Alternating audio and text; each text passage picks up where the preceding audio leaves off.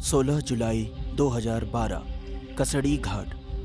4 दोस्त अनिकेत, साहिल, राजीव और अमित एक रात मुंबई वापस लौटत रहले ह। उ सब हॉलीडेज एंजॉय करे के बाद वापस अपने होम टाउन लौटत रहले ह। अरे यार, कभी रास्ता खत्म होई। 2 घंटा से यही रास्ता पे भटकतानी। बैठे बैठे कमर में मोच आ गइल बा। हाँ यार साहिल, तोरा के ई रास्ता के बारे में कुछ पता बा का? के ऐसे ही गाड़ी घुमावताड़ा? पता ना यार, यूजुअली दिन में तो ये रास्ता जल्दी कट जाला। पता ना ई बेर ऐसन का होखता। अच्छा, ई का बहाना है?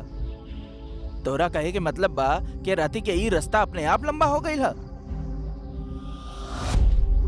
नहीं, हमार कहे के मतलब ई ना है। हम रात में अब तक ई रास्ता से सफर नइखे कइनी। दिन में 2 से 3 बार एजा से गुजरल बानी।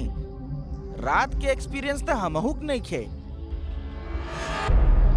अच्छा, तब बिना एक्सपीरियंस के ही ते रात के 12 बजे ई रास्ता के चुन ले बाड़े।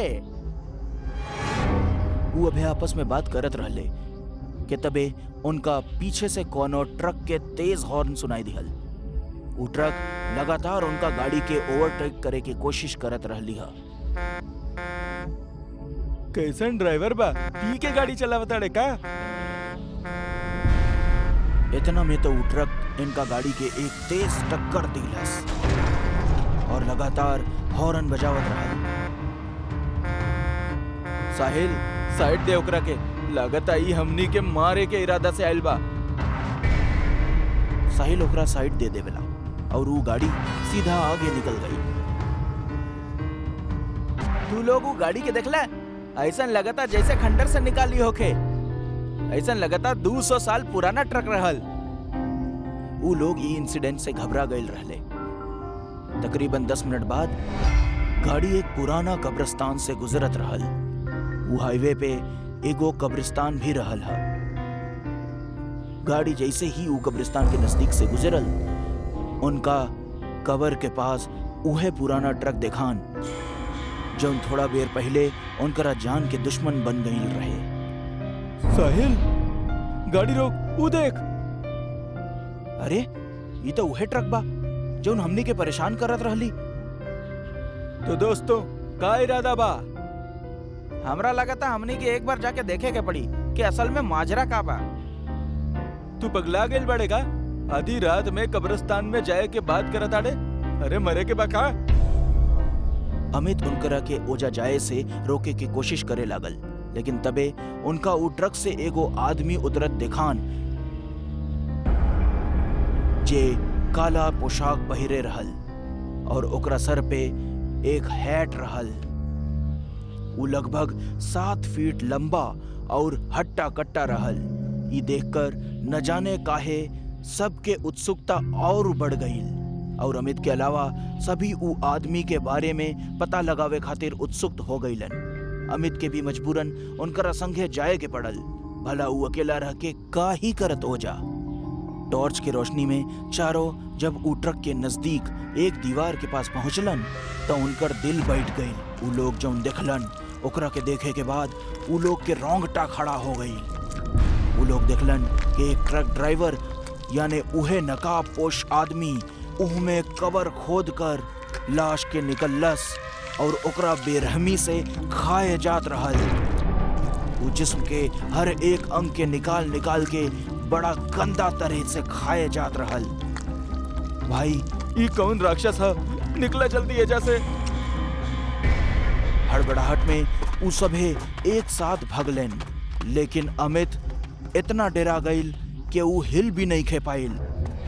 कदम के आहट सुनकर उ शैतान के पता चल गईल कि केहू ओकरा ऊपर नजर रख लेबा। यही खातिर उ सीधा पीछे पलटा और पलटते ही ओकरा ओजा 3 लड़के भागत और एक अकेला अमित खड़ल दिखान।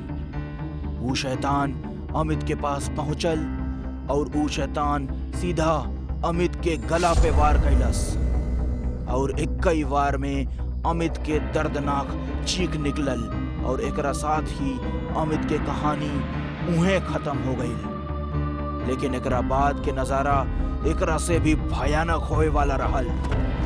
भागा सब जल्दी गाड़ी के तरफ, रुके हम मत। सबे गाड़ी के तरफ भागे लगले और फाइनली गाड़ी के पास पहुंच गईलन और गाड़ी में बैठ गईलन। ऊ शैतान अबले उनकरा पीछे नईखे भागल रहे, बल्कि दूर से खड़ल उनकरा के घूरत रहल। साहिल का करत आड़े, जल्दी स्टार्ट कर। अब गड़िया स्टार्ट ही नहीं के हो तो हम का करी, कोशिश तो करते बानी। साहिल गाड़ी के स्टार्ट करे के पूरा कोशिश करत रहले है, लेकिन ओकर कार स्टार्ट ही नहीं के होत रहल। तबे उनकरा देखात रहल कि ऊ दूर खड़ल शैतान अमित के जिस्म के खाए के बाद धीरे धीरे उनकरा तरफ बढ़त रहे। वो अब तेज हो चुकल रहे और वो गाड़ी के लगभग करीब पहुंच गए रहे। लेकिन खुशनसीबी से गाड़ी स्टार्ट हो गई और तेज रफ्तार से साहिल गाड़ी के आगे बढ़ावे लागल। वो शैतान ई तीनों के पीछे पड़ गई रहे और तबे वो हवा में उड़ल और सीधा गाड़ी पे कूद गई और अनिकेत खिड़की से बाहर अपन मूड़ी निकललेस ई कंफर्म करे खातिर कि ई उहे शैतान बा के ना। तबे वो शैतान अनिकेत के सर के अपना भारी तलवार से काट के अलग कर दिहलस और ओकर अधकटा शरीर गाड़ी में ही फड़फड़ावे लागल। ये देखकर गाड़ी में मौजूद साहिल और राजीव दोनों डरा गईलेन और चलता गाड़ी से कूद गईलेन। वो दोनों घास के मैदान में गिरलेन, ऐसे उनका कम चोट आइल। वो दोनों चुपचाप सांस दबाए लेटल रहले, लेकिन उनकरा डर के ऊ शैतान महसूस कर लेलस और फिर ओकरा राजीव एक कोना में दिखा गईल। शैतान लंबा नाखून और अपना धारदार तलवार से राजीव पर वार कैलस, जैसे ओकर दर्दनाक चीख निकल आइल और ओकर कहानी भी उहें खत्म हो गई। ओकर भी सर धड़ से जमीन पे आ गिरल। वो शैतान साहिल के ना देख ले रहले और साहिल भी राजीव के मौत के वक्त ओजा से भाग गईल रहे। यही वजह से साहिल बच गईल रहे। 16 दिसंबर 2012 के रात कसेड़ी घाट हाईवे पे जौन हादसा उनकरा संगे घटल, ओसे हमनी सबके ई सीख लेवे के चाहिए कि अंधेरी रात में भुतहा रास्ता से गुजरे के अंजाम कितना खतरनाक हो सकेला। कहल जाला कि ऊ भुतहा सड़क के कहानी में एक शैतान है जो हर रात 12 से 3 के बीच अपना पुराना खतरनाक ट्रक से अपन शिकार के पीछा करेला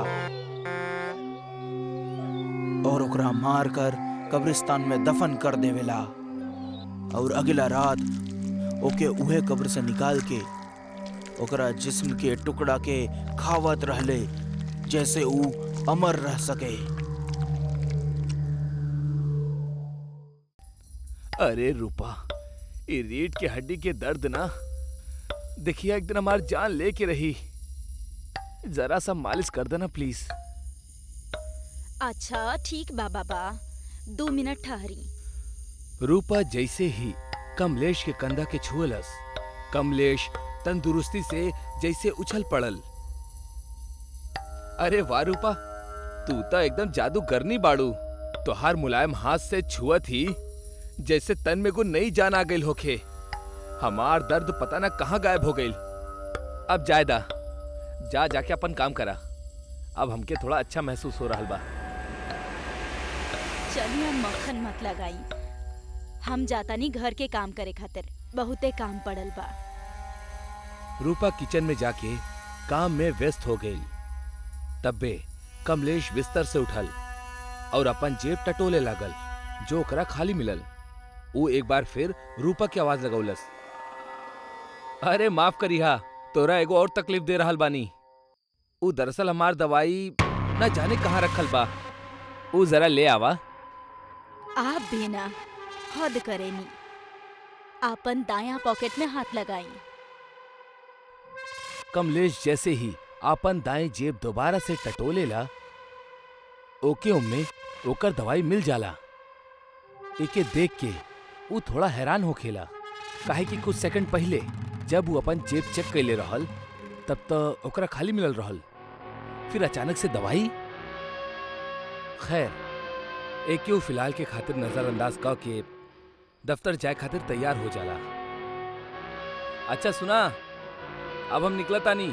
सुनी, सवारी लेते समय जौन पहला सवारी मिले ओकरा छोड़ दीहा और ओकर अगला सवारी लीहा, और ऑफिस में जाके सबसे पहले अपन चेयर के चेक कर लीहा, तबे ओकरा पर बैठीहा, समझनी? कमलेश के रूपा के बाद कुछ खास पल्ले ना पड़ल। वो ओकरा पे हंसत हंसत कहेला, अच्छा मैडम ऐसा ना का, ठीक है, अब हम निकला तानी। फिर कमलेश बाहर सड़क पे सवारी के इंतजार में होखेला, तब बे ओकरा सामने से एगो टैक्सी आवत दिखाई देली, जेकर बम्पर पे एगो लाल झंडा टंगल रहे। ओ टैक्सी! लेकिन एक मिनट, हम एकरा ले ली या एकरा जाए दी? रूपा पहली सवारी ले से तो मना कैले रहल। खैर छोड़ा, वो भी इसने मजाक में बोले हुई। कमलेश इतना सब कुछ सोच के वो टैक्सी के रोके के मन बना लेवेला, लेकिन इससे पहले वो ओकरा हाथ दिखा के रोक पावत, वो टैक्सी ओकर ठीक सामने से गुजर जाली। ओफो, ई त चल गई, अब दूसरी के इंतजार करो के पड़ी। कुछ मिनट बाद ओकरा अगली टैक्सी आवत दिखाई देली। वो तुरंत ओकरा हाथ दिखावेला और फिर वो टैक्सी में बैठ जाला। कुछ दूर आगे अइला के बाद अचानक से ड्राइवर गाड़ी रोकत रोकत बोलेला, अरे साहब, आगे तो बहुत भीड़ बा, लागता केहू के एक्सीडेंट भइल बा। कमलेश उतर के देखेला तो ओकर होश उड़ जाला। ई एक्सीडेंट उहे पहली टैक्सी के रहल जेके कमलेश ना ले रहल। ऊ ई टैक्सी पर टंगल ऊ लाल झंडा के साफ साफ पहचान पावत रहल। कमलेश खुद के बड़ा किस्मत वाला समझत रहल, जौना वजह से आज बाल बाल ओकर जान बच गई। खैर, एकरा बाद वो दूसरा रास्ता से ऑफिस के खातिर निकल जाला। शाम के वो थका हारा ऑफिस से घर लौटेला। का भइल जी, कैसन रहल आज के दिन? अरे रूपा, तू आज तोहर बात ता हमार जान बचा लेलस। हमार बात? का मतलब? हाँ, उहे टैक्सी वाला बात जौन तू बोले रहलू कि पहला टैक्सी मत लिहा, खतरा है। उहे भाई, जैसे ही हम दूसरा टैक्सी से आगे पहुंचनी, हम देखनी वो पहला टैक्सी के एगो भयानक एक्सीडेंट भइल रहे। वाह जी, इत्तेफाक भी न जाने कैसन कैसन हो जाला। अच्छा सुना, हम ऑफिस के काम से एक हफ्ता खातिर बाहर जा रहल बानी, हमार सामान पैक कर दिया। सीधा सीधा काहे ना कहेली, ऊ कलमुही के संगे रंगरलिया मनावे जाता नहीं, लौटी हा फिर बता का कहलू तू? अब ना ना, कुछ तो ना कहनी। अगला दिन वो सुबह सुबह अपना काम के सिलसिले से निकल जाला और एजे रूपा एकदम अकेली पड़ जाली। यहाँ कमलेश सड़क पार करत रहल और हर बढ़त कदम के साथ ओकर खुशी दुगनी हो चल जात रहल। वाह, का किस्मत है हमार। झट से सोनाली के फोन करके इन्फॉर्म कर देता नी कि हम निकल गए बानी। एक हफ्ता वो हुस्न के मलिका के साथ खूब मजा करब हम। कमलेश ऑफिस स्टाफ सोनाली के साथे अपन ट्रैवल प्लान करत रहल, जहां ओकर मन में कई तरह के ख्याली पुलाव पकत रहल। एक हफ्ता बाद कमलेश खुशनुमा तरीका से अपन घर लौटेला। रूपा, रूपा, कहाँ बाड़ू तू? वो इतना कह के जैसे ही घर के अंदर दाखिल होखेला, घर के नजारा देख के ओकर पैरों के तले जमीन खिसक जाली। पूरा घर बिखरा पड़ल रहे, सारा सामान टूटल फूटल फर्श पर बिखरा पड़ल रहे। तब में अचानक घर के ट्यूबलाइट फ्लिक करे लग जाली। घर के इतना गंदा माहौल देख के कमलेश के रूपा के ऊपर बहुत तेज गुस्सा आवेला। वो चीखत हुए अपना बेडरूम की तरफ जाला। रूपा, रूपा, ई का हालत कर देले बाड़ू तू घर के? हम एक हफ्ता खातिर घर से बाहर का गई नी, तू ता हमार घर के कबाड़ खाना बना देलू। इतना बोलत ही कमलेश जैसे ही अपना बेडरूम के दरवाजा हल्का सरकावेला, सामने वो खौफनाक नजारा के देख के ओकर रूह कांप उठेली।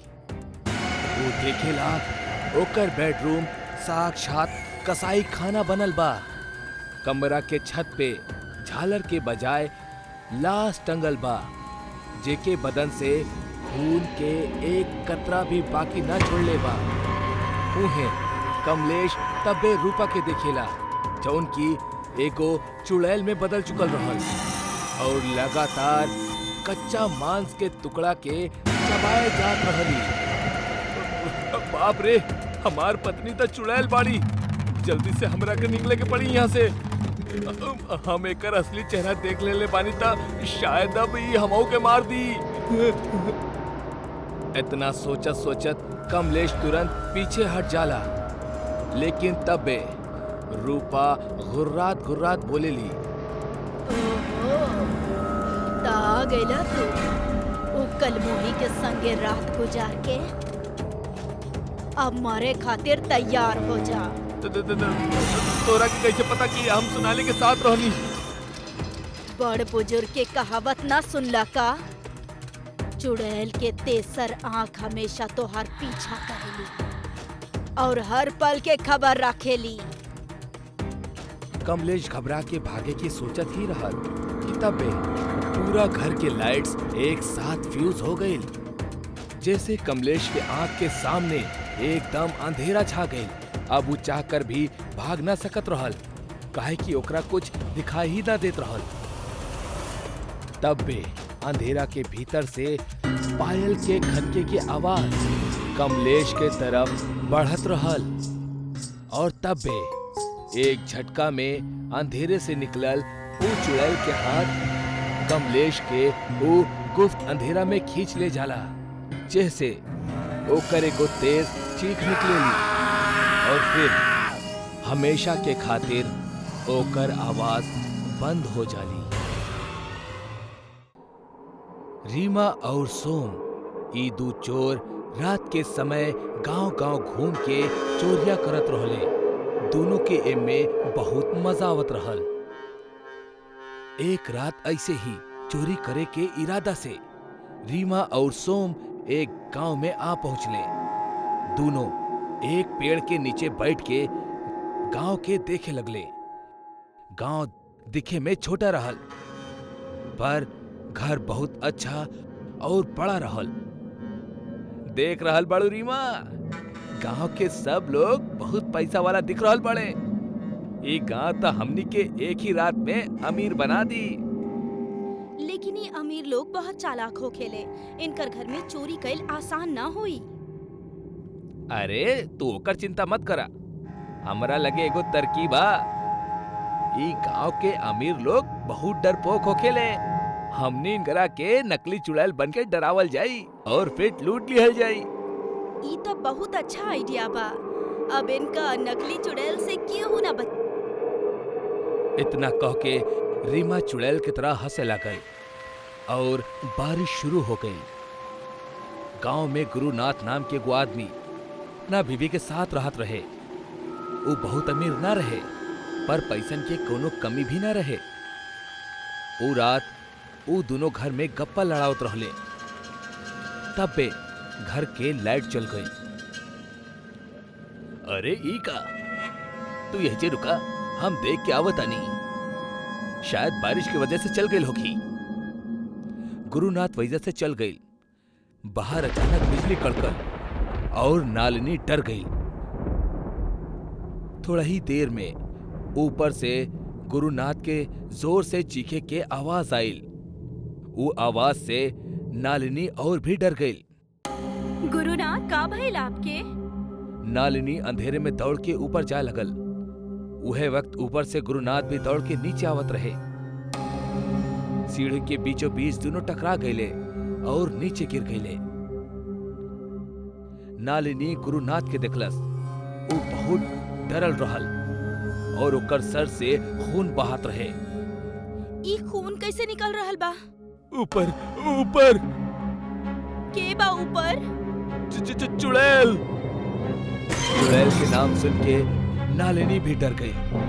तब वे दोनों दिखले कि सीढ़ी से एक रोशनी उनकर तरफ हवा में तैरत आ रहल बाड़ी।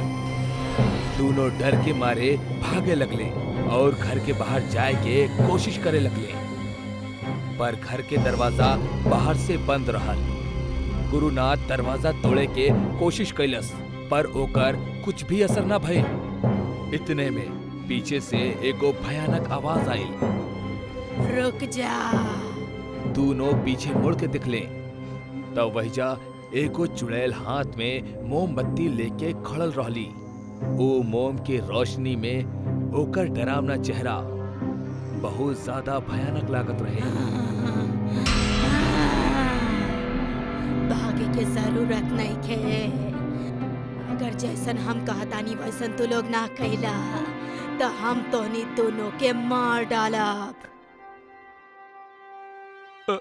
तू जौन कहब ऊ हम करब, पर हमके जायदा प्लीज। हाँ, अच्छा बात बा। इतना कह के चुड़ैल हंसे लागल। ओकरा बाद चुड़ैल अपन एगो हाथ खिड़की की ओर बढ़ौलस और अपन उंगली हिलावे लागल। जैसे ही चुड़ैल उंगली हिलौलस, एगो बड़ा सा बैग खिड़की से उड़कर अंदर आ गई और चुड़ैल के सामने जमीन पे गिर गई। ये देख के गुरुनाथ और नालिनी बहुत ज्यादा डर गईले। तोनी के सारा पैसा और सामान लेके ई बैग में डाल दो। दोनों एक दूसरे के तरफ देख के सोचे लगले। उतने में चुड़ैल चिल्लाए लगल, जल्दी करो ना तो आग से तोनी दोनों के जला दे। गुरुनाथ जाके बैग के उठौलस और भागत भागत पैसा लेवे चल गई। चुड़ैल वहीचे खड़ा रह के नालिनी के घूरत रहे। नालिनी चुड़ैल के ऊ भयानक चेहरा के देख के डरत रहली। अचानक खिड़की से जोर के हवा आयल और चुड़ैल के साड़ी उड़े लागल। नालिनी की नजर चुड़ैल के पैर पे गई। वो देखलस कि चुड़ैल साड़ी के अंदर जीन्स पहनले बाड़ी। नालिनी के चुड़ैल पर शक होखे लागल। ई चुड़ैल तो कोनो लड़की लागेली जे चोरी के इरादा से एजा आइल बाड़ी। हमरा ई बात गुरुनाथ के बतावे के होई। नालिनी चुपके से अपन चप्पल उतरलस और वो मोमबत्ती पे दे मरलस।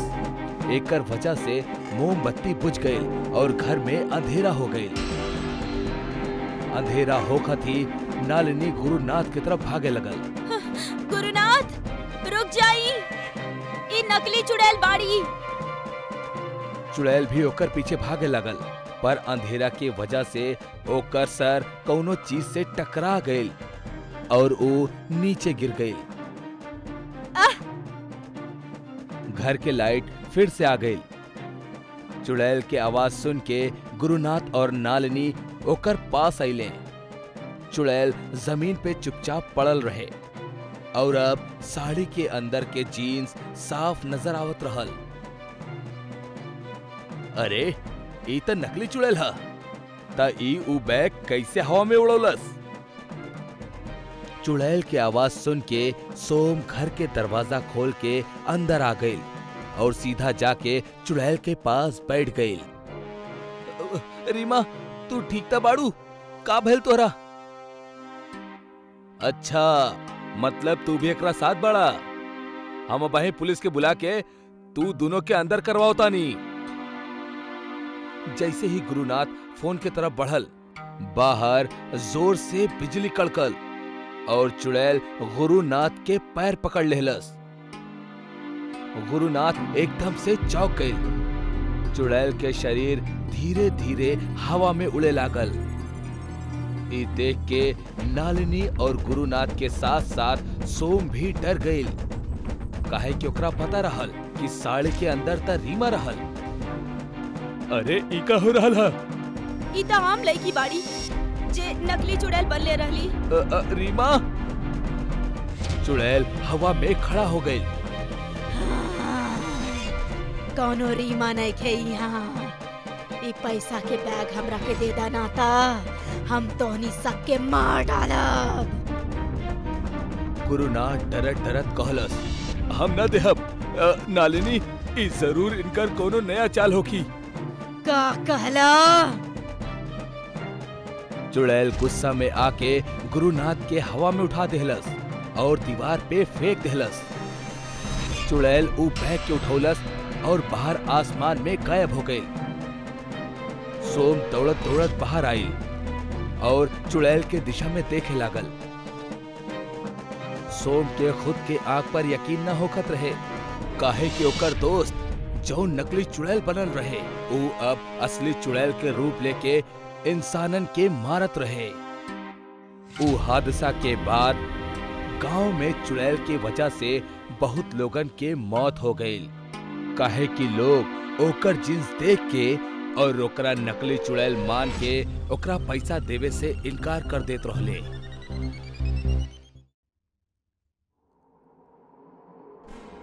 माँ, माँ, वो देखा ना, वो कितना सुंदर कंगन बना। चलो ना माँ, लेवल जाओ।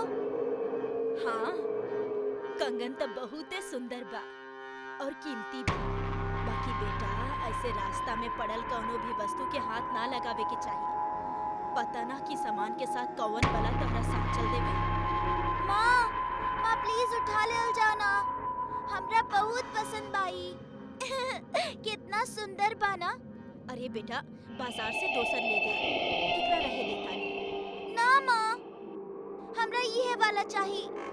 माँ, हमरा के चाहिए, हमरा ये वाला चाहिए। बच्ची की जिद के आगे ओकर माँ के झुके के ही पड़ल और फिर अंजलि रास्ता में पड़ल उ कंगन के उठा लेलस और अपना बाएं हाथ में पहन के बड़ा खुशी से नाचे लागल। ये हमार नया कंगन, हमार नया कंगन। ये ठीक उहे रात अंजलि अपना कमरे में सुतत रही जब ओकर बाल अपने आप हवा में लहराए लागल। ओकरा अपना कमरा में केहू के होखे के एहसास होत रहल और तब बे ओकरा ऐसा लागल जैसे केहू ओकरा कमरा से बाहर की तरफ खींच रहल बा। इतना अनुभव होकत ही अंजलि तुरंत ही नींद से जाग उठल और रोए लागल।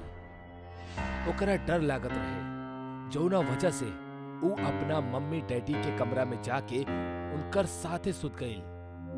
अगला दिन अंजलि अपना कंगन के खनकावत खनकावत स्कूल से घर लौटत रहली। एह बार वो बिल्कुल अकेल रहली। वो दौड़त दौड़त अपना घर जात रहली कि तब बे कुछ दूर आगे ओकरा ठीक अपना सामने एगो चॉकलेट गिरल मिलल। अंजलि उ चॉकलेट से एकदम आकर्षित हो गई और ओकरा लेवे के खातिर आगे बढ़ल। लेकिन जैसे जैसे वो आगे बढ़त वो चॉकलेट उसे दूर हो चल जात। मासूम से अंजलि के का पता रहल कि ई चॉकलेट ओके कौना दिशा की ओर भटका रहल बा। चॉकलेट के पीछा करत करत अंजलि अब एगो जंगल में आ चुकल रहली जौन सुनसान माहौल और वीरान पेड़ों से घिरल रहल। तब बे चॉकलेट के सरकब बंद हो जाला और वो एक जगह स्थिर हो जाला। ओके देख के अंजलि बहुत खुश हो जाली और चॉकलेट लेवे के खातिर आगे बढ़ेली। वो जैसे ही वो चॉकलेट के हाथ लगावेली ओके पता चलेला कि असल में ई तो चॉकलेट बा ही ना, बल्कि महज चॉकलेट के रैपर हा। एके देख के अंजलि बहुत ज्यादा चिढ़ जाली और तब पे वो वापस जाए के खातिर पीछे पलटेली तो ओकरा अपना सामने एगो बूढ़ी औरत लाठी लेके नजर आवेली जौन ओके देख के एगो भयानक मुस्कान देत रहली। वो बुढ़िया के देख के अंजलि चीखब चिल्लाब शुरू कर देवेली और तब में वो बुढ़िया एक झटका में अंजलि के पास पहुंच जाली। अब हम दूसरा तरफ देखेंगे जहां अंजलि के माता पिता बहुत परेशान नजर आवत रहले, काहे कि उनकर नन्ही सी बेटी अंजलि अब तक घर वापस न लौटल रहली। तोहरा हम 100 दफा ई बात समझौले बानी कि ऐसे अंजलि के अकेले स्कूल मत भेजल करा, ओकरा अपना साथे लेके आओ जाब करा, लेकिन तोहरा हमार बात समझ आवेला कहाँ? अरे ठीक बा, बाद में डांट लिहा। पहले चल के अपन बच्ची के ले आल जा, पता ना कहाँ रह गई हुई। वो दोनों स्कूल में फोन लगावेले, जहाँ उनकरा बस यही पता चलेला कि अंजलि तब बहुत देर पहले स्कूल से निकल चुकल बाड़ी, वो स्कूल कैंपस में भी ना बाड़ी। एकर बाद सविता और अभिषेक अंजलि के हर जगह ढूंढब शुरू कर देवेले, लेकिन वो उनकरा कहीं भी ना मिलेली। फिर वो लोग थाना में अपना बच्ची के मिसिंग रिपोर्ट लिखावे खातिर सोचेले, लेकिन ओकर खातिर भी कम से कम उनकरा के 24 घंटे के इंतजार करे के होगी। शाम के थकल हारल दोनों अपना घर लौट अइले तो उनकर एगो पड़ोसन सुप्रिया उनकर ये हालत देख के समझ जाली कि मामला कुछ गंभीर है। वो उनकरा के टोकत हुए पूछेली, अरे दीदी का हो गई? आप लोग ऐसे मुंह लटकैले काहे बानी? आज रात तक तोहारू चंचल बिटिया भी ना दिखा रहल बड़ी, सब ठीक त बानो? अरे अब का बताई तरह के, सुबह से बिटिया गायब बाड़ी, पता ना कहाँ गई हमार बिटिया। एकरा बाद सविता रोवत रोवत ओकरा के सब कुछ बयां कर देवेली। तीनों घर के अंदर बहुत चिंतित बैठल रहले। तबे सुप्रिया के नजर एगो चमकत हुए कंगन पर पड़ेली। अरे दीदी, वो कैसन कंगन बा जे वो टेबल पर रखल बा? देखत कैसन चमकता, ई केकरा खात? काहे कि हम तोहार में त पहले ना देखनी। सुप्रिया के सवाल कैला पर सविता ओकरा के कहाल वाली पूरी बात बतावेली। वो ओकरा कहेली, हमरा लागल कि जरूरी कंगन में कुछ त अजीब बा, यही वजह से हम अपन बेटी के फुसलावे खातिर दोसर कंगन पहना देनी और ई कंगन के छुपा देनी। बच्ची बाड़ी, जिद पूरा भइल बगैर मानी कहाँ। अब हम समझनी ऐसन काहे हो रहल बा। ई कंगन कोनो साधारण कंगन नहीं खे, बल्कि हमरा त ई कौनो चुड़ैल के कंगन लागता। देखा था ए पर हल्का हल्का खरोच के निशान भी बा, देखा? तोहर कहे के का मतलब बा?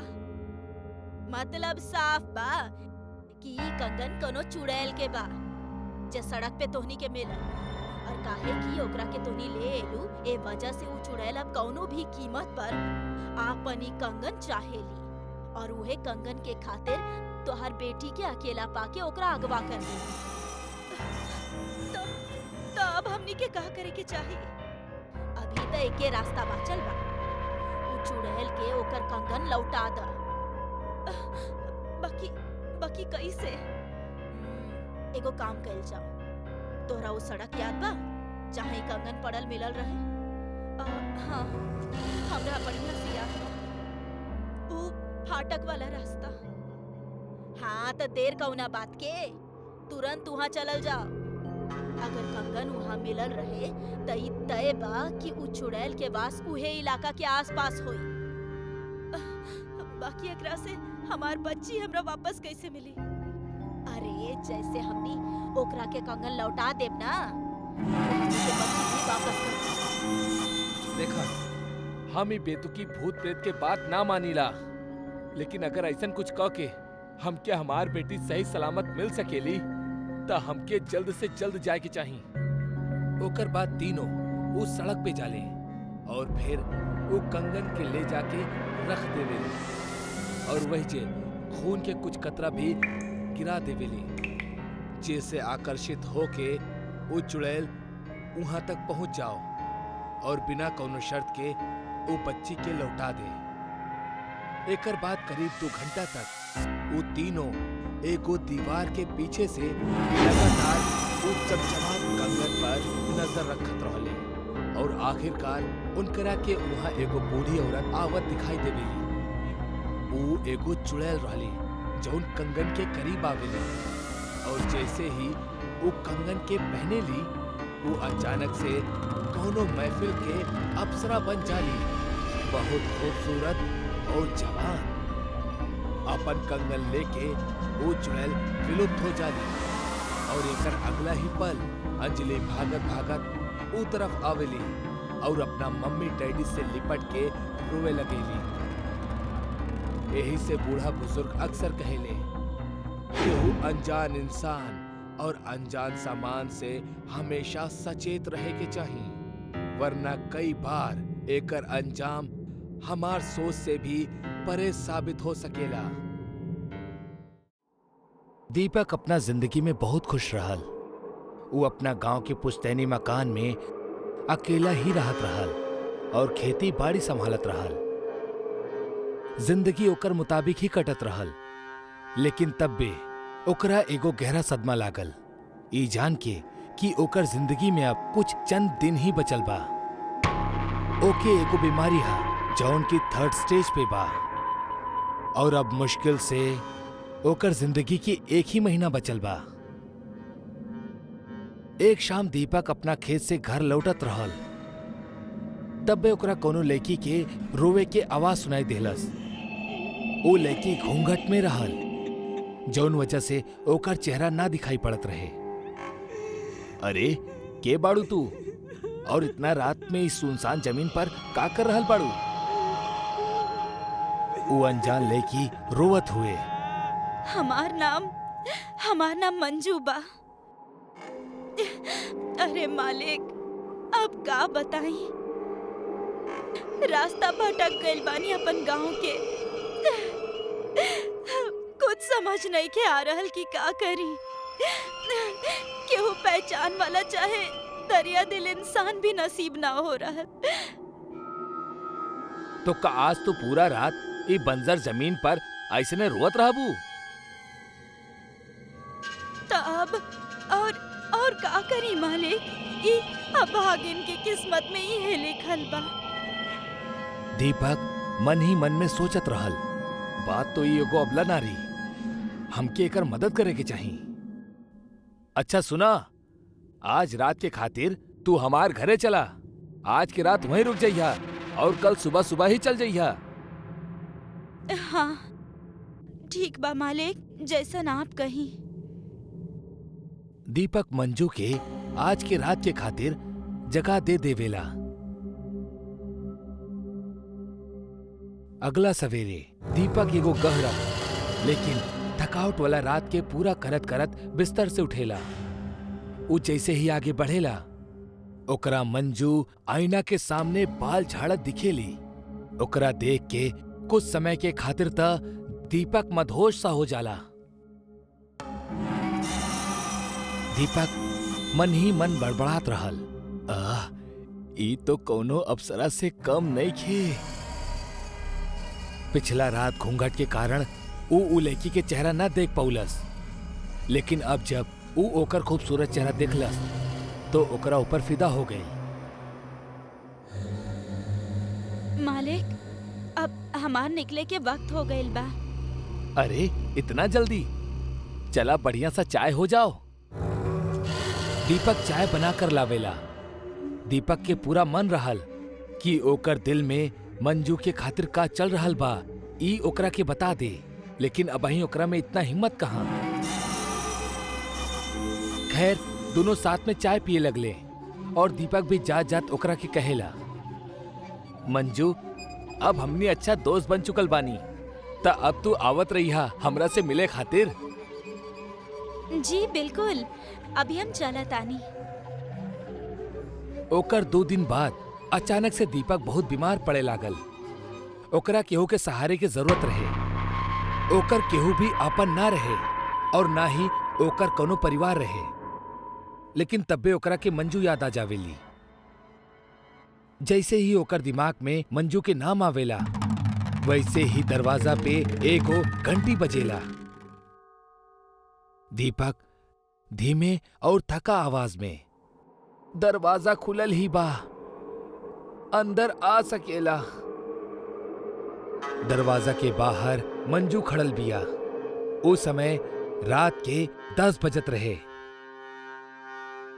अरे मंजू, तू यहाँ इतना रात में?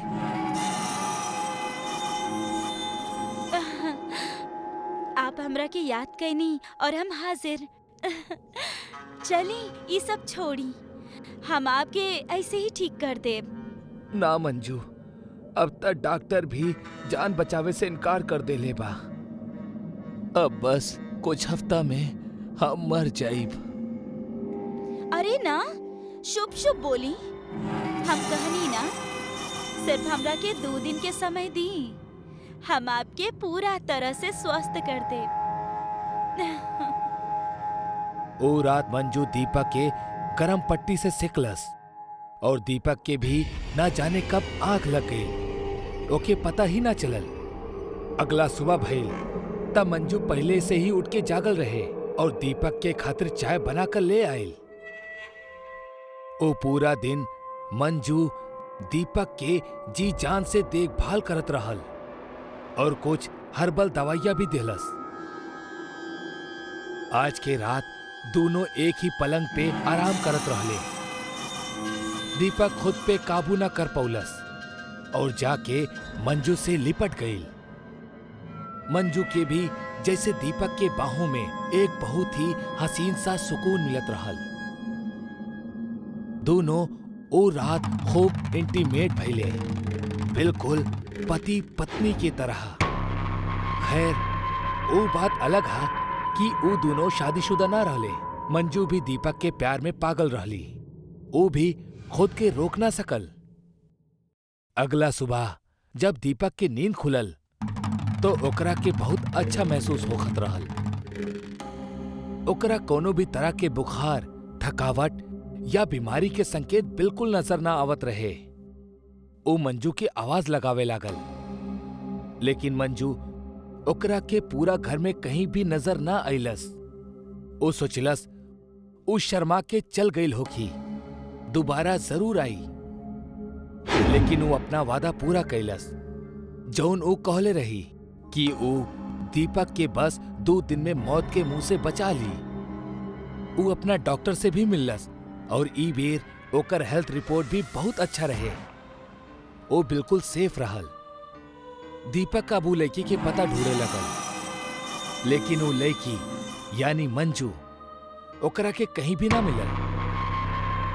आज भी ई एगो गहरा रहस्य है कि आखिर वो लड़की दीपक के रहल जे ओकरा के जिंदगी देहलस, लेकिन फिर गायब हो गई। कहीं वो एगो प्यार करे वाला चुड़ैल तो न रहली। सन 1996, आज से तकरीबन 25-26 साल पहले के वो खौफनाक दास्तान जब भी याद आवेला त रूह कांप उठेला। हम उस समय 15 साल के रहनी और जून में हमार पापा के ट्रांसफर के कारण हमनी एगो दूसर जगह सेटल होके के पड़ल। ई जगह के खौफनाक सच से हमनी सब अनजान रहनी। एक दिन स्कूल से निकलत ही काला बादल ढाए लगले। हम इन्ने उन्ने छुपे के जगह ढूंढने लगनी, काहे कि हमार घर यहीजा से 1.5 से 2 किलोमीटर दूर रहे और ऐसे में भीगे के पूरा संभावना रहे। अरे आदर्श, तू भागत काहे ना बड़ा यार, जल्दी से घर पहुंचा, इससे पहले कि बारिश शुरू हो जाए और दहशत के समय भी। हम अपन दोस्त के बात सही से समझ ना पौनी और हम ओकरा रोक के बोलनी, तोहार कहे के का मतलब? हम कुछ समझनी ना। काहे कि अगर हमनी घर तक भगनी तय बा कि हमनी के भीग जावल जाई और मंडे के सबमिट करे वाला प्रोजेक्ट भी हमार बैगे में बा। पानी के तनिक बूंद भी हमार पूरा हफ्ता के मेहनत बर्बाद कर दी, जौन हम ना चाहिला। त तू का चाहता रहा? मौत? एबे मौत के बाद कहां से आ गई? देखा आदर्श, अब भाई हमरा लगे तोरा समझावे के समय नहीं खे। अगर तोरा के खड़ा रहे के बाद तो खड़ा रहा, लेकिन याद रखिया चाहे कुछ हो जाओ, पर बारिश तेज होखला के बाद ओकरा बूंद से भी दूर रहिया। अगर बारिश में केहू भी छाता लेके तोरा लगे आवे तब भूल के भी ओके पास मत जइहा, काहे कि वो बहरूपिया तोहरा के खून के बारिश में फंसा के एक भयानक मौत के नींद सुला दे। इतना कहे के बाद नितिन वहीजा से निकल गए, लेकिन उस समय गौर करे वाला बात ई रहे कि अब आस पास के सब लोग भागे के फिराक में रहले। दुकानदार दुकान बंद करके जल्द से जल्द निकल चाहत रहले। उहे वॉचमैन अंकल भी जल्द से जल्द ताला मार के घर जाए के जल्दबाजी में रहले। कुछ ही समय में हमार आसपास के पूरा माहौल सुन्न हो गई और इकलौता सिर्फ हम ही ऊ अनजान और सुनसान माहौल में खड़ा रहनी। कुछ ही देर में बारिश आपन एक भयानक रूप ले लेलस, जेकरा चलत अब हमार जाब्ता और ज्यादा मुश्किल हो गई। स्कूल रहे तो हम फोन ना लेनी और ना ही केहू मदद करे वाला दिखाई देत रहे। 2 घंटा बीत चुकल रहे, लेकिन बारिश अबहीं भी खत्म ना भइल रहे। अब हमहू के घर जाके चिंता होके लगल और अब एगो ऐसन समय भी आयल जब सूरज लगभग ढह चुकल रहे। हमरा अंदर अब घबराहट और डर दोनों एक साथ दस्तक देवे लगले। जब हम बारिश के लाल होकर दिखनी, हम ही सोच में पड़ गई नी कि आखिरी बारिश अब लाल काहे हो रहा बा। लेकिन गौर से देखला के बाद पता चलल कि वो कोनो रंग ना बल्कि खून हा। और तबही हमके नितिन की कहालू बात याद आ गई, जौनू हमके बतौले रहल खूनी बारिश के बारे में। मतलब कि ई बारिश एगो खूनी बारिश रहे। लेकिन आज तक जिंदगी में हम कब्बो भी ऐसन कोनो खूनी बारिश के ना तो होकर दिखनी और ना ही कबो सुनले रहनी। अब तो बदबू भी आवे लगल रहे और तबही हमके दूर खड़ल एगो आदमी दिखलस, जे छाता पकड़ के खड़ा रहल और एगो दीवार के एक टक घूरे जात रहल। हम ओकर नजरिया के कुछ समझ न पौनी और ओकरा आवाज देवे लगनी, हेलो ओ चच्चा, हेल्प करा प्लीज, हम ही बारिश में फंस गइल बानी। हम अनजान के आवाज देवे लगनी। हमरा से काफी दूर खड़ा होखला के बावजूद भी वो हमार आवाज साफ सुन लेलस। ओकर चले के तरीका बिल्कुल भी इंसान जैसन ना लागत रहे। ओकर चले के तरीका कुछ यूं रहल जैसन कोनो भेड़िया खड़ा होके सीधा बढ़त होके अपन शिकार की तरफ। वो अनजान आदमी हमरा एकदम करीब आ गल रहे, लेकिन फर्क इतना रहे कि वो आदमी वो भीगत बारिश में छाता लेके खड़ा रहल और हम उसे थोड़ा दूरी पे एगो मकान के छत के नीचे बारिश से छुपा रहनी। वो अनजान आदमी हमरा के अपन तरफ आवे के इशारा करे लगल और हमरा भी अब सेफली घर पहुंचे के इहे रास्ता नजर आवत रहे, तो हमहू ओकरा तरफ बढ़े लगनी। लेकिन तब भी हमार नजर वो अनजान आदमी के हाथ पर पड़ल, तो हमार कदम वहीजे लड़खड़ाए लागल। हम देखनी वो आदमी अपना हाथ में खून से लथपथ एगो चाकू पकड़ के रख ले रहल, जौन दिखे में बहुत भयानक लागत रहे। वो चाकू के देख के ऐसा लागत रहे जैसे कुछ ही देर पहले उहे चाकू से केहू के जिस्म के फाड़ा गयल होके। हम बहुत ज्यादा डर गए रहनी और वापस पीछे हट गईनी, पर तभी हम देखनी की सामने खड़ा उस शख्स के चेहरा बदले लागल और ओकर चेहरा कोनो भेड़िया की तरह होके लागल। नुकीला दांत और पंजा खतरनाक। हिम्मत करके हम वहीजने खड़ा रहनी और तब पे एगो बिजली कड़कल और वो भेड़िया माना वहीजा से गायब हो गई। लेकिन तभी हमके एगो आदमी दिखल जे अभी तक अपना दुकान में ही रहल और शायद हमरा ही तरह वो एक खूनी बारिश में फंस चुकल रहल। हम ओकरा से दूर रहनी, लेकिन हमरा फिर भी सब कुछ दूर से बिल्कुल साफ दिखाई देत रहे। वो आदमी वहीं जैसे ही पलटलस कि वो भेड़िया मानव ओकरा पीछे कहीं अचानक से हाजिर हो गए। ई उहे रहे जे कुछ समय पहले हमरा के गुमराह करे के साजिश में रहल। वो भेड़िया मानो के दिखत ही वो आदमी अपन संतुलन खो बैठलस और बिना कुछ सोचे समझे वो छांव से बरसत खूनी बारिश में भीगत भीगत भागे लागल। लेकिन उस समय हमार नजर वो आदमी से हटत हटत वो भेड़िया मानो पर चल गई। हम ओकरा चेहरा पर एगो शैतानी मुस्कान दिखनी और ओकरा देख के ऐसा लागत रहे कि जैसन ओकर कोनो मकसद पूरा हो रहा बा। लेकिन हैरानी के बात रहे कि एक बार भी उस शैतान ने वो आदमी के पीछा ना कैलस और ना ही ऊपे झपटलस। लेकिन बावजूद एकर कुछ देर बाद वो आदमी चिल्लाए लागल और भागत भागत अपना आप ही ओकर रफ्तार भी कम होके लागल।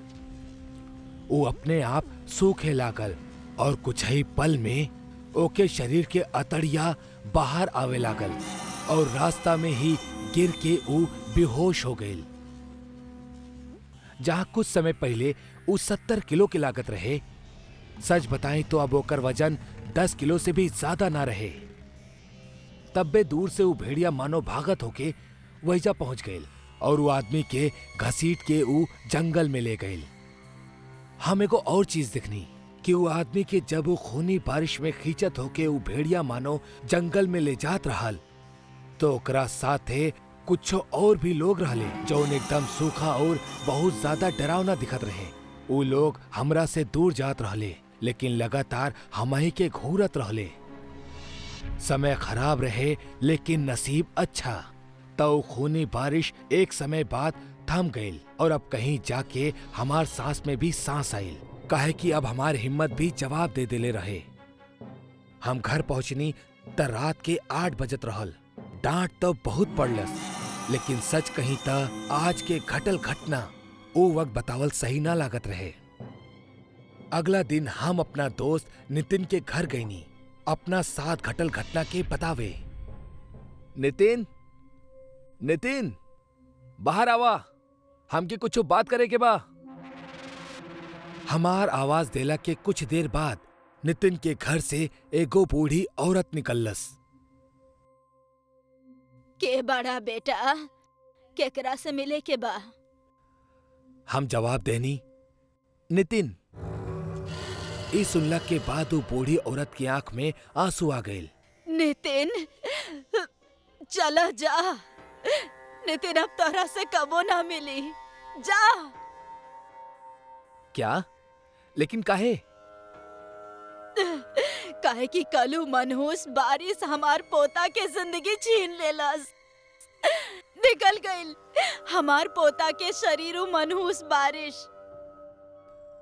अब हम थोड़ा बहुत इस चीज के रिलेट कर पावत रहनी, काहे कि कल नितिन वो बारिश के शुरू होके के ठीक कुछ समय पहले ही निकलल रहे। हम गहरी सोच में डूब गईनी और उनकरा से वो खूनी बारिश के सच्चाई पूछनी। दादी, आखिरी गांव में बारिश के रंग लाल काहे होखेला? का गिरेला बारिश के पानी से? ई मनहूस गांव के पिछला 150 साल से हाय लागल बा। कहेले एगो जमाना में अचानक यहाँ पर भूखमरी फैल गईल रहे, जहाँ बारिश समय पर ना होखे के कारण ई गांव के बहुत सा किसान खुद के कत्ल कर लेलस और तबे एगो मनहूस काल भी पहरा देलस। ई गांव से एगो पुराना दुश्मनी निकाले के खातिर एगो तांत्रिक अपन गुलाम, जे कि एगो भेड़िया रहे, ओकरा मानव के भेष में यहाँ भेजलस, जे इंसान लोग के शरीर में से खून के गायब कर देत रहे। लेकिन कितना पूजा पाठ के बाद ये विधि के नियंत्रण में लावल गईल और अंत में ये निश्चित भइल कि गांव में कबो भी ऐसन बरसात ना हुई जेकरा से कौनो भी काम कइल जाए। लोगन के मुताबिक गांव के हाय लागल बा और यही कारण साल के 6 महीना ही गांव में बारिश होखेला। बाकी वो बारिश पानी के ना बल्कि खून के होखेला, जेकरा के खूनी बारिश के नाम से दहशत के दुनिया में जानल जाला। कहेले जौन केहू शख्स चाहे जानवर भूलल भटकली बारिश में निकलेला त अपना आप ही ओकर शरीर में खून के कमी होके लागेला, ओकर शरीर में से खून गायब होके लागेला और जितना समय वो खूनी बारिश के बूंद में बितावेला उतना समय तक लगातार खून ओकर शरीर से गायब होके वो भेड़िया के जिस्म में जाला, जौन ओकरा के और भी ताकतवर बनावेला। सच कहीं एकरा बात कुछ और सुने के हमार हिम्मत ना रहे। अब तक हम सब कुछ अच्छा तरह से समझ चुकल रहनी और हम वहीजा से फौरन अपना घर लौट गईनी, अपन दोस्त नितिन के मौत के मातम और एको भयानक दहशत के साथ है। हम अब एकरा छुपावल ठीक ना समझनी, काहे कि ई हमार परिवार के कोनो भी सदस्य के जान पर बन सकत रहे। ऐसे पहले कि अगली खूनी बारिश ई गांव में अपन दस्तक दे, हमके निकल जाए के चाहिए। 2 दिन के अंदर हम वापस अपना घर आ गईनी और पापा भी अपन ट्रांसफर कहीं और करवा ले। ई घटना के हम अपना जीवन के सबसे सुखद और भयानक लम्हा में शामिल करब, काहे कि आज इतना साल बाद भी ई घटना के बदबू हमरा आज भी महसूस होखेला। अधारा नाम के गांव में एगो संग्रहालय रहल, जिनमें राजा रोज एगो शिकार कईल जानवर और तलवार लाके रखत रहले। ऊ जगह सिर्फ और सिर्फ राजा के शिकार कईल जानवर और तलवार रखल जात रहे और उनकर देखभाल करे के खातिर राजा माला और गीता ई दू औरतन के वहीजा पे रखले रहले। एक शाम जब राजा शिकार से लौटल तब ऊ अपना साथे एको भेड़िया के कटल शेर लेके आयल। इससे पहले राजा जानवरन के सिर्फ मरले रहल, पर आज उनकरा काट के पहली बार लायल रहे। एकरा कारण माला और गीता डरल रहली। राजा संग्रहालय में आयल। वो औरत वहीजे खड़ा रहली। एके सिर के खास तरीका से सजावल जाओ, ये हमार खास शिकार बा। सेवक भेड़िया के सिर औरतन के हाथ में दे देले। ओसे अबही भी खून टपकत रहल। राजा अपना तलवार माला के हाथ में देकर कहलस, एकरा भी खास तरीका से रखिया, हम कल देखे आई। इतना कह के राजा और उनकर सेवक वहीजा से चल गईले। माला और गीता उस शिकार और तलवार के संग्रहालय के बीचों बीच सजा देली। आज के तो हो गईल। चला खाना खा के सूतल जाओ, बहुत भूख लागल बा। रुका, ई देखा, तलवार पर लगल सब खून जमीन पर गिर रहल बा। एकरा साफ करे के होई। ठीक बा, हम करतानी। तू जल्दी जा और खाना गरम करा। जा। हाँ ठीक बा, ठीक से करिया। हाँ। गीता दूसरा कमरा में चल गई और माला उस जमीन पे पड़ल खून साफ करे लगली।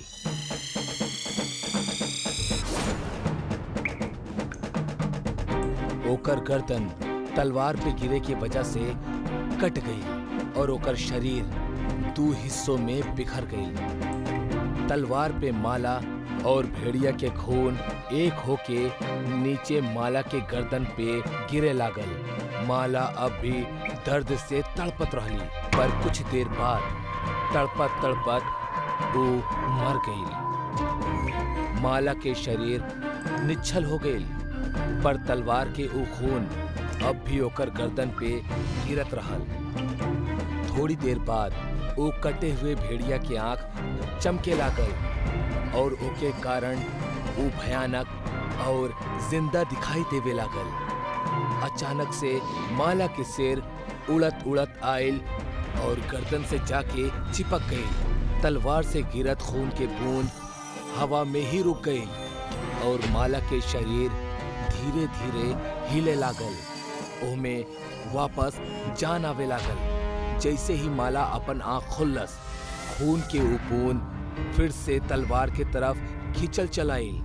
ओकर आंख बिल्कुल पीली हो चुकल रहल।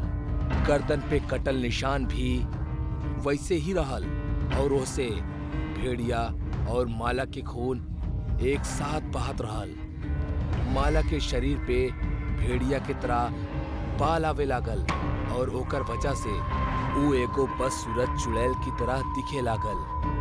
ऊ ओ तलवार के उठौलस और अपना बड़ जुबान बाहर निकाल के ओके ऊपर के खून एक झटका में चाट लेहलस।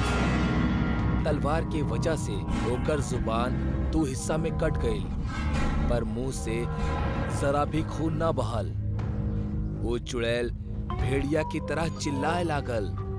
चुड़ैल के शांत होखत ही गीता के आवाज आई, माला का कर रहल बाड़ू? आवा, खाना गरम हो गइल बा, भूख लागल बा। तलवार हाथ में लेके चुड़ैल गीता की तरफ जाए लागल। गीता एगो छोटा सा कमरा में खाना खात रहली। कमरा के दरवाजा छोट होखला के वजह से झुक के अंदर जाके पड़त रहल। वो चुड़ैल कमरा के दरवाजा तक आयल। गीता माला के साड़ी देखलस और कहलस, आ गइलू तू? का करत रहलू इतना कुछ देर वक्त से? बाद चुड़ैल बिना बोले ही वही जे दरवाजा पर ही खड़ा रहली। चला अंदर आवा। भूख नहीं खे लागल का? भूख लागल बा। चुड़ैल अपना सिर के जोर से दीवार पे मार देलस और दरवाजा के हिस्सा तोड़ देलस। गीता माला के उ चुड़ैल वाला रूप देख के डर गई। चुड़ैल गीता की तरफ बढ़ल और तलवार से ओके ऊपर वार करे लागल। बचावा! जोर जोर से चिल्लात केहू बा! मदद के खातिर पुकारत रही, पर वहीजा केहू न रहल। चुड़ैल गीता के शरीर के ढेर सारा टुकड़ा कर देलस और वो टुकड़ा खाए लागल। आपन कटल जुबान से गीता के खून चाटे लगली। अगला शाम जब राजा अपन शिकार लेके आयल, तब संग्रहालय के हालत देख के ऊ डर गईल। ऊ देखलस कि कल के तलवार अपना जगह पे ना रहल और जमीन पे चारों तरफ खून पड़ल रहे। ये सब का हो गई? माला, गीता! राजा धीरे धीरे अंदर आए लागल। राजा के दो सेवक भी डर डर के राजा के पीछे जा लगले। चलत चलत राजा वो छोटा कमरा तक पहुंच गए और अंदर के वो दृश्य देख के और भी डर गए। जमीन पे सारा खून और अतड़िया पड़ल रहल। डर के मारे राजा अपन तलवार निकललस और आगे बढ़त रहल। अचानक चुड़ैल ऊपर से दू सेवक पे हमला कैलस और तलवार से उनकरा मार देहलस। ऊ राजा पे भी हमला कैलस, पर राजा अपना तलवार आगे क के खुद के बचा लेलस। के बाड़ू तू? माला? भूख लागल बा, तहरा के खाएब। माला, मतलब तू ही गीता के मरलू और खा गेलू, नरभक्षी कहीं के। चुड़ैल के सुन के गुस्सा आ गई और वो भेड़िया के आवाज में चीखे लागल। चुड़ैल राजा के ऊपर जोर से वार कैलस और ओकर तलवार के तोड़ देलस। फौरन ही दूसर वार कैलस और ओकर सिर धड़ से अलग कर देलस। तीनों के मरला के बाद उनकर लाश के घसीटत घसीटत अंदर लेके गई और एक एक के काट काट के खा लागल।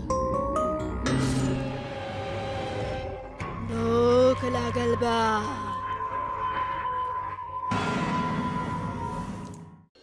दूर कहीं पहाड़ में एगो घना जंगल रहल।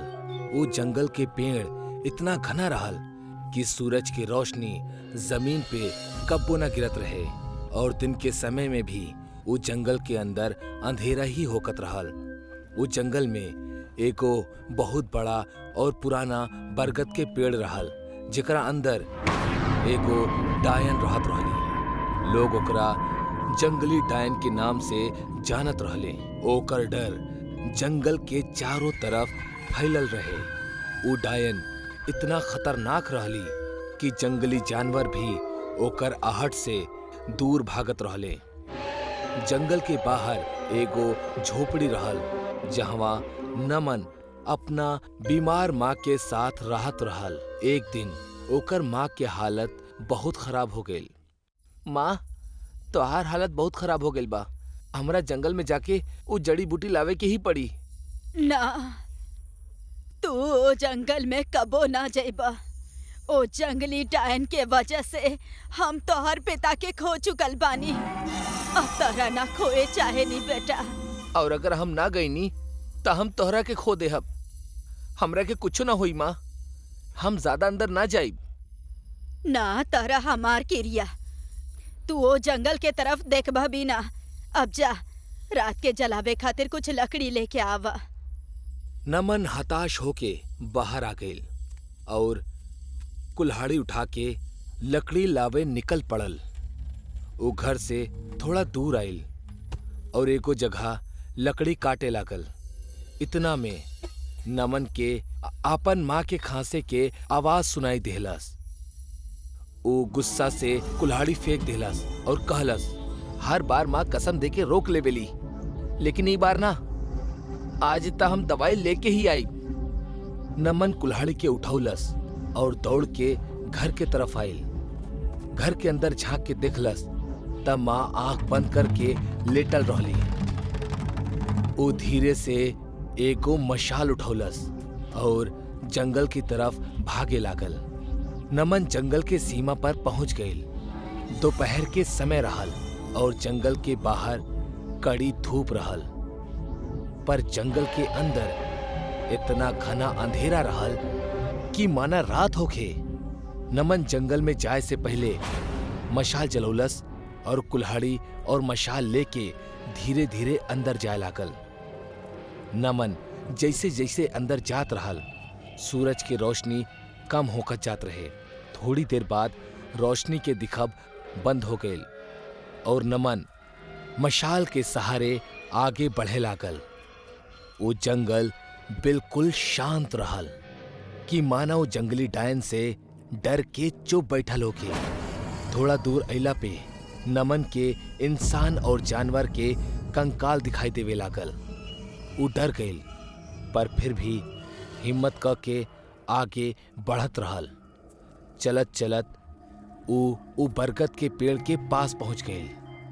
नमन बड़ा हिम्मत क के वो घना पेड़ के तरफ देखलस। वो बरगद इतना शांत और डरावना रहल कि सच में एगो जंगली डायन के तरह दिखत रहल। वो बिना आवाज कैले आगे बढ़त रहल। आखिरकार नमन जड़ी बूटी वाला जगह पे पहुंच ही गई। वो मशाल एगो पत्थर पर रख देलस और जड़ी बूटी तोड़े लागल। वो बहुत सारा जड़ी बूटी के लेहलस और मशाल उठावे के खातिर आगे बढ़ल। जैसे ही वो अपन कदम आगे बढ़ोलस, ओकर पैर एगो लकड़ी पे पड़ गई और वो लकड़ी टूट गई। वो लकड़ी टूटे के आवाज पूरा जंगल में गूंज गई। नमन डर गई। वो जड़ी बूटी कमर से बंधलस और मशाल लेके तेजी से चले लागल। ओकर पैर के आवाज अब पूरा जंगल में गूंजत रहल। नमन फिर से वो बरगद के पेड़ के नजदीक आ गई और वो देखलस कि कंकाल की संख्या बढ़ चुकल रहल। वो भागे लागल और भागत भागत ओकर पैर एगो कंकाल पे पड़ गई। ओकर इतना जोर से आवाज भइल कि सारा पंछी शोर करे लगले। डर के मारे नमन के पैर वहीं से जम गई। शांत दिखे वाला वो बरगद के पेड़ अचानक हिले लागल। ओकर टहनी बड़ी होके लगली।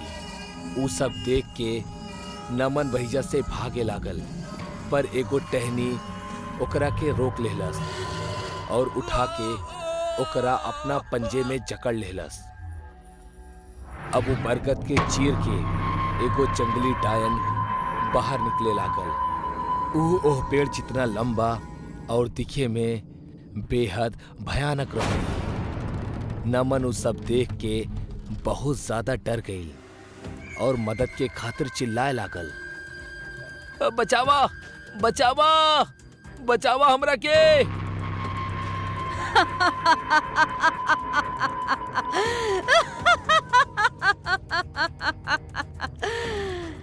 ये अंधेरा जंगल में तहरा बचावे खातिर केहू ना आई। आज बहुत दिन के बाद इंसान खाए के मिली।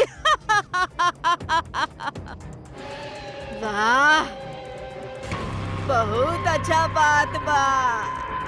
खाए के बाद हम ओकरा के भी खा जाइब।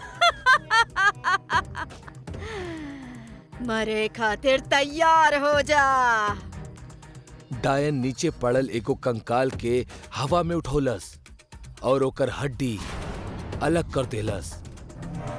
वो हड्डी नुकीले हथियार में तब्दील हो गई और डायन के इशारा करत ही नमन के पूरा शरीर में घुस गई। नमन एक झटका में मर गई। डायन ओकरा टहनी से आजाद कर देलस और नमन के लाश वही जे हवा में खड़ल रहली। डायन फिर से इशारा कैलस और उस सारा हड्डी नमन के शरीर से निकल के फिर से कंकाल बन गई। नमन के पूरा शरीर से खून बहे लागल।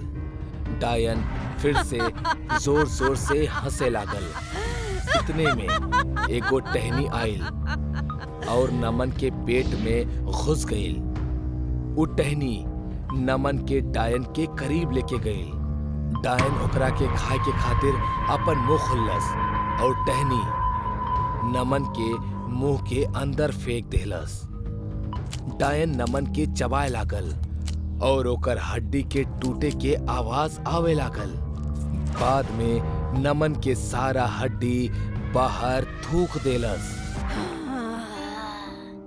मजा आ गईल। बड़ा मीठा इंसान रहे। वाह, चला अब एकर माँ के खायल जाए। जंगल के बाहर रात हो गई रहे और नमन की माँ घर में नमन के इंतजार करत करत थक गई रहे। माँ खटिया पे बैठ के सोचत रहली। पता ना कहाँ चल गईली। जंगल में ना गईल होके त अच्छा होई। कितना रात के कहाँ ढूंढे जाई हम एकरा के। हाँ। इतने में नमन घर के अंदर आइल और माँ के बगल में बैठ गई। हाँ, कितना देर लगा देला आवे में। हम तो परेशान हो गईल रहनी। अब हम आ गइल बानी ना, चला हमनी खाना खा लिहल जाओ। माँ उठ के खाना परसे लागल और अचानक नमन के शरीर डायन के रूप में बदल गई। वो डायन के देख के माँ डर गई और भागे लगली, पर वो ज्यादा दूर ना भाग पाई। काहे कि बाहर वो बरगद के पेड़ पूरा झोपड़ी के घेर रखले रहल। एगो टहनी माँ के उठौलस और चुड़ैल के सामने लेके गई। हाँ?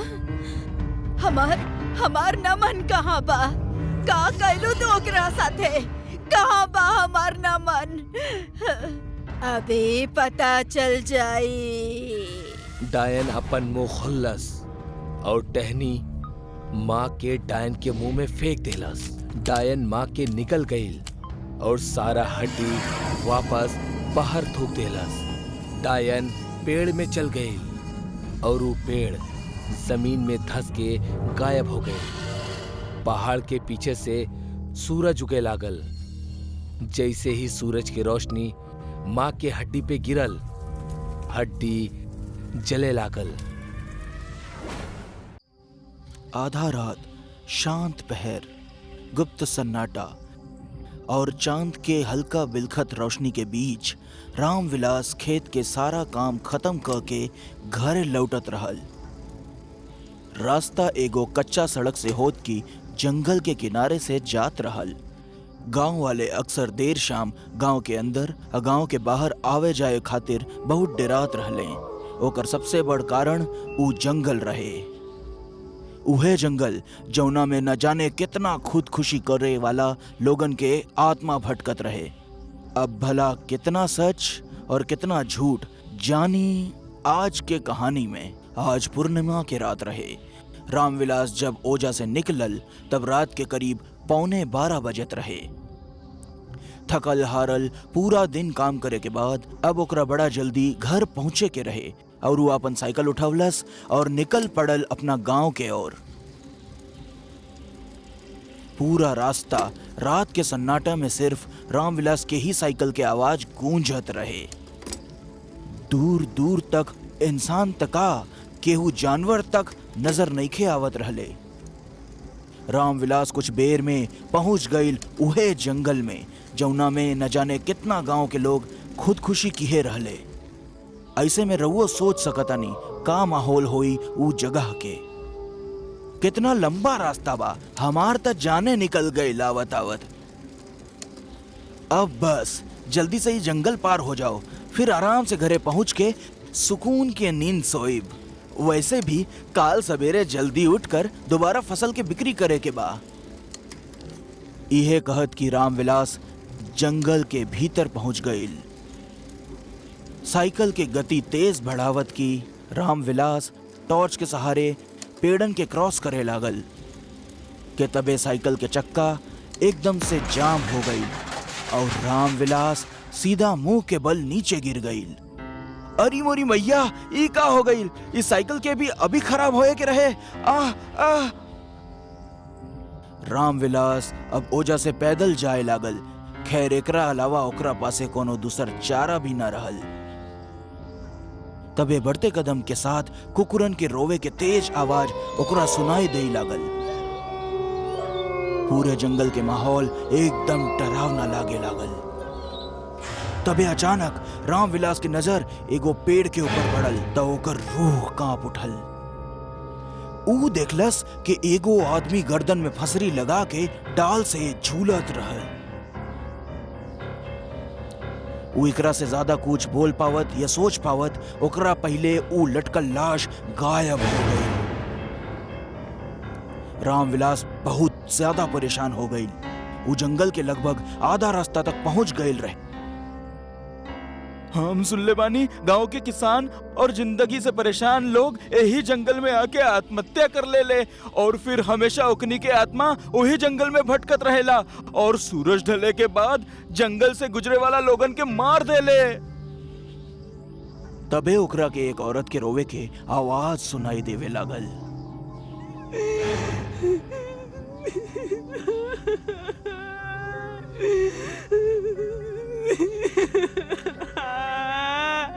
यह आवाज लगातार रामविलास के कान में पड़त रहे।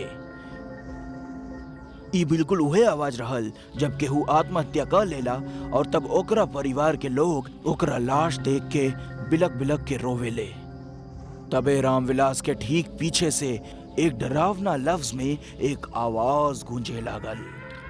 रामविलास, हमरा के भुला गईला रामविलास, हम तोहर दोस्त।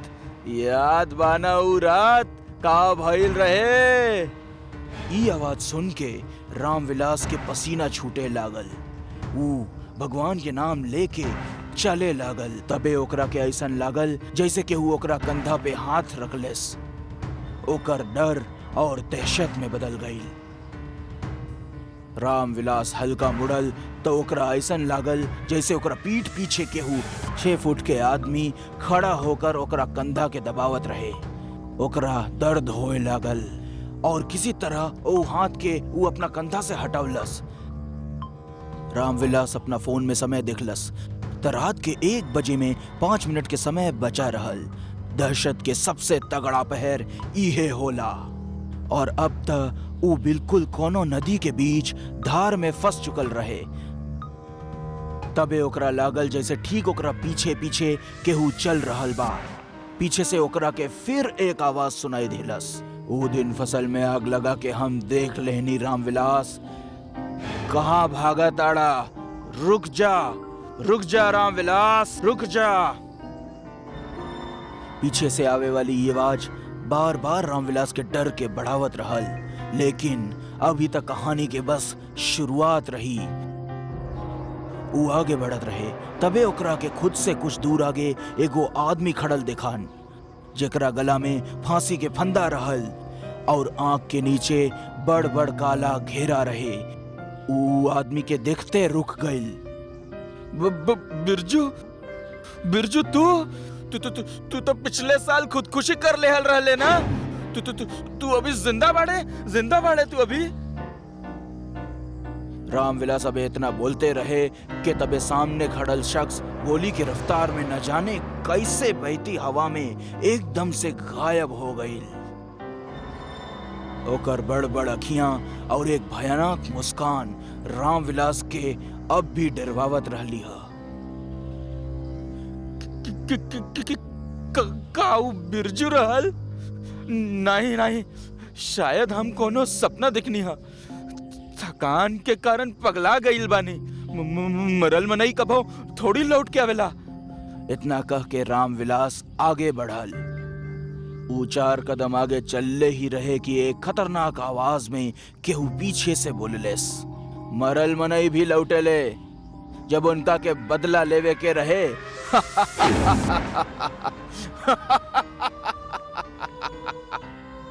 एक तेज भूतिया हंसी पूरा जंगल में गूंजे लागल। रामविलास खौफ से पूरा तरह जम गईल। तभी सन्न से एक तेज हवा के झोंका बिल्कुल ओकरा करीब से गुजर गईल और एकरा तुरंत बाद ओकरा उ जंगल के पेड़ पे केहू भागत दिखान। रात के ई घना कोहरा वाला माहौल में उ अकेला शख्स सिर्फ भगवान के याद कर सकेला। उ वहां से आगे चलत रहल। रात के गुप्त खामोशी जंगल के माहौल के और डरावना बनावत रहली ह। तबे बिजली कड़के लागल। लगता बारिश तेज होई वाली बा, जल्दी निकले के पड़ी। ई कही के रामविलास तेजी से भागे लागल। ऊ भागते रहल के तबे कड़कड़ात बिजली के रोशनी में ओकरा सामने बिरजू दिखान। ई बेर बिरजू के खौफनाक शक्ल देखकर रामविलास लड़खड़ा गईल और जमीन पे गिर गईल। रामविलास पता ना काहे जमीन से उठे न पावत रहा। ऐसन बुझात रहा जैसे उस जमीन से चिपक गईल बा। तभी बिरजू धीरे धीरे रामविलास के तरफ बढ़त रहे। बिरजू के अखियां पूरा सफेद रहल और गला पे गहरा चोट के निशान रहल, जेकरा देख के साफ पता चलत रहे कि बिरजू के मौत फांसी पे लटके के कारण भइल बा। हम तोहार दोस्त हई बिरजू। अरे यार जाए दे ना बिरजू, बिरजू हम तोहार दोस्त हई। रामविलास के ई बात सुनकर बिरजू के आत्मा जोर जोर से हंसे लागल और बोलल, हमरा के हमरा परिवार से अलग कर दिला, दुनिया से अलग कर दिला, और अब हमरा के कहा ताड़ा के हम तोरा के छोड़ दी, जाए दी, ऐसे कैसे?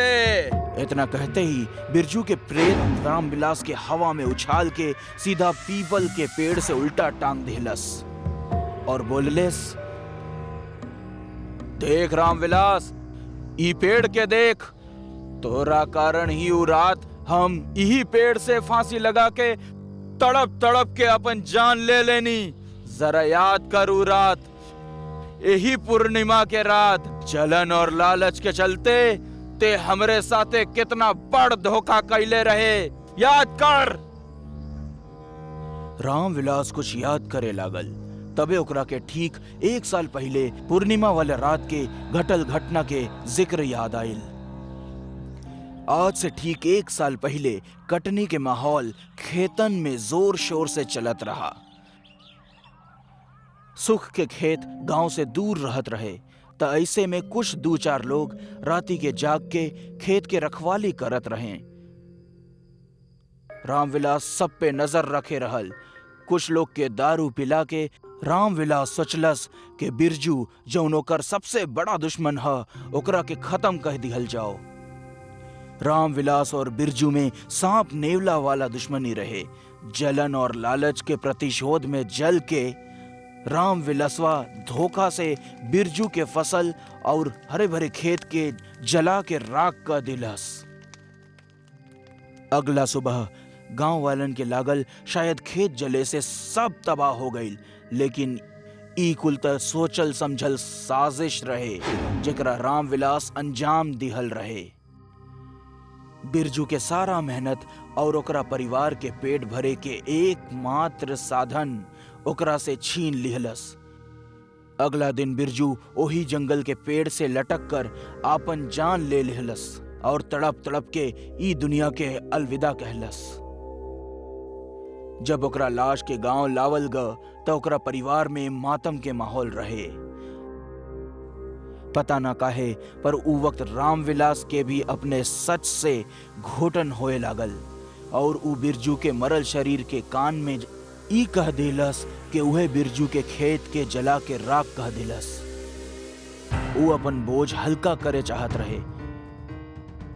रामविलास अपना अंदर के सच बता त दिहलस, लेकिन बिरजू अपना मौत के बाद भी शायद उ सच के सुन लेलस और बस होकर आत्मा पर लोक से एक बार फिर मृत्यु लोक आयल, सिर्फ और सिर्फ रामविलास के ओकरा किए के सजा दे खातिर। रामविलास के कुल याद आवत रहल। तबे ओकर गर्दन कसे लागल, ओकर सांस रुके लागल। ऊ चीखे चाहत रहा, लेकिन ओकर जुबान से आवाज तक ना निकल पावत रहे। कोनो मोटी सी रस्सी ओकरा गला के कसत रहे, साफ शब्द में ओकरा के फांसी दिहल जात रहे। अब ऊ बिल्कुल फांसी के फंदा पे झूले लागल और बिरजू उहे पेड़ के नीचे एक प्रेत के खौफनाक हंसी दिहे जात रहल, जे माहौल के और भी डरावना बनावत रहले। रामविलास उहे तड़प तड़प के अपन जान दे दिलस और ओकरा बाद अगला दिन गांव वाले जौन देखलेन, सब लोग रामविलास के मरल शरीर के खौफनाक चेहरा देखलन। ओकर आंख नइखे रहल, जुबान बाहर लटकल रहे, फंदा ओकरा गला में बहुत बार लपेटल रहे, लेकिन अब ऊ बार बार झूलत रहे। गांव के लोग और ओकरा परिवार के लोगन के रामविलास के खुदकुशी के जरा भी विश्वास नइखे होत रहल। खैर, अब कर्म का पाप त इंसान के यही लोक में भोग के जावेला, एही ले किहल कर्म वापस जरूर लौटेला। अगर केहू के साथ धोखा करे तो ओकर बदला मरे के बाद और घातक होला।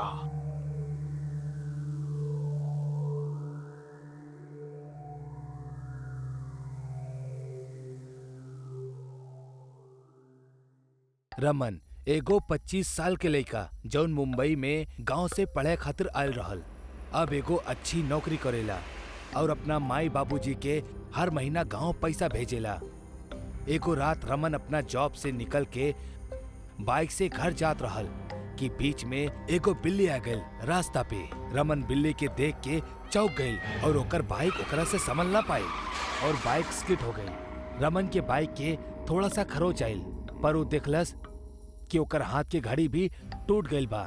रमन के घड़ी पहनल बहुत अच्छा लागत रहे और वो घड़ी बड़ा मेहनत से अपना पहला सैलरी से खरीद ले रहल। यही से वो घड़ी के कीमत रमन के खातिर बहुत रहल। वो टूटल घड़ी के देख के रमन उदास हो गइल। अरे यार, पहली बेरी हम कुछ खुद के पैसा से ले रहनी, वो बिल्ली के भी अब वहीं बीच में आवे के रहल। बाइक पे जात जात रमन के अंधेर नगर बस स्टॉप पे एक बूढ़ी औरत घड़ी लेकर दिखाई दिलस। ओकर पास अजीब अजीब घड़ी रहल। रमन अपन बाइक रोकेला और घड़ी रिपेयर करावे के खातिर वो बूढ़ी औरत के पास जाला। आंटी जी, हमारी घड़ी ठीक करके दे सकेनी का? अरे हम सिर्फ बेचतानी घड़ी के, बनावे नी ना। अरे यार, ठीक बा, हम ई घड़ी जेब में रख लेता नी अब वहीं के खातिर। आंटी जी, हमके को घड़ी चाहिए। अच्छा, कवन चाही तहरा के? रमन उस सारा घड़ियन के देखेला, कुछ आकार में छोटी होकेली त कुछ बड़ी। रमन बहुत सोच के एगो घड़ी देखेला। ऊ घड़ी रमन के बहुत पसंद आवेली। हाँ, ई वाली दे दा, ई हमके बहुत अच्छा लागल। कितना पैसा भइल आंटी एकर? रमन सामने देखेला तक केहू ना दिखेला, मानो जैसे वैजा केहू रहबे न कैलस। ना ऊ औरत के जाए के आवाज आइल और ना ही ऊ औरत पैसा लेलस। अरे पैसा तो लेके जैतू, कैसन औरत बिया बेचारी, एक ता अकेले एजा घड़ी बेचत रहल और हम ओकरा के पैसा भी ना देनी। रमन अपना गाड़ी पे बैठे खातिर जाला कि तब बे कि ओकरा दूर से एगो आवाज सुनाई देलस। हमरा के पैसा चाही ही नहीं। ये आवाज कहाँ से आइल? आंटी, कहाँ बाड़ी आप? रमन के केहू भी ना दिखत। अभी भी रमन घड़ी पहन लेवेला और वो बाइक शुरू करके निकल पड़ेला घर के खातिर। रास्ता में रमन के पीछे से एगो गाड़ी आवत रहल। गाड़ी के हॉर्न सुनत ही रमन पीछे से आवे वाला गाड़ी के जगह दे देलस और तब बे वो आईना में खुद के देखेला तो ओकरा दिखेला कि ओकर शक्ल कुछ बदलल लागता, जैसे कि उम्र बढ़ गई हो अचानक से। अरे ये कैसे हो गई? शायद आईना खराब हो गई है, पूछ देता नहीं। रमन बाइक चलावत चलावत थक जाला। बीच में ओकरा एगो लड़का दिखेला जौन ओकरा से लिफ्ट मांगेला। वो लड़का के नाम राघव होला। लिफ्ट अंकल, लिफ्ट मिली का? हम तोरा के अंकल दिखे नी, कहाँ जाके वो बतावा? हमरा के बस आगे के गांव में जाए के बा, हमके घर जाए के बा। रमन थोड़ा देर के बाद पीछे देखेला ता राघव भी बूढ़ा दिखेला। देखा, तू भी बुढ़ा जात रहल बाड़ा। अरे हाँ, अब का करी हम? जब से हम घड़ी ले ले बानी हमके समझ में ना आवता का हो रहल बा। रमन के नजर राघव के घड़ी पर जाला। का तू जौन घड़ी पहनले बाड़ा ऊ अबही खरीद ले बाड़ा? हाँ, एगो आंटी आयल रहली बहुत सारी घड़ी लेके, उनकरा से हम ले लेनी। पैसा लेवे के पहले ही वो गायब हो गई नी। रमन के याद आवेला कि वो भी पैसा ना देले रहल वो बूढ़ी औरत के, मतलब ई उहे औरत दिया। रमन के गाड़ी बंद पड़ जाला। तोहार पैसा से ज्यादा कीमती हमरा तोहार जान बा। तू जे घड़ी पहन ले बाड़ा ओकरा से तोहार सारा जवानी बुढ़ापा में बदल रहल बा, और यही से अब हम जवान देखा।